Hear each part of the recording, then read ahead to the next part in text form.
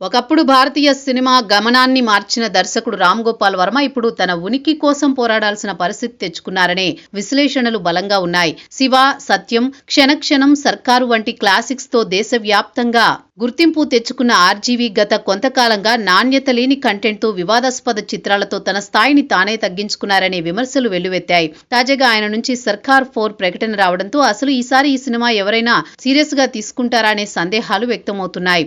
RGV career గమనిస్తే 26/11 attack cinema కోసం తప్ప ఆ తర్వాత వచ్చిన మెజారిటీ చిత్రాల్లో ఆయన మునుపటి శ్రద్ధ కనబరచలేదని స్పష్టమవుతోంది. క్వాలిటీ విషయంలో రాజీ పడుతూ కేవలం సంచలనం కోసమే సినిమాలు తీస్తున్నారనే అపవాదు ఆయనపై ఉంది. ఈ నేపథ్యంలో బిగ్ బి అమితాబ్ వంటి దిగ్గజంతో తీసిన సర్కార్ సిరీస్ లో 4వ భాగాన్ని ప్రకటిస్తూ షూటింగ్ స్కెడ్యూల్ ను కూడా సోషల్ మీడియాలో షేర్ చేశారు. అయితే ఆర్జీవీలోని పాత దర్శకుడు మళ్లీ మేల్కొంటాడా లేదా ఇది కూడా మరో నాసిరకం ప్రయత్నమేనా అన్నది $1 మిలియన్ ప్రశ్న.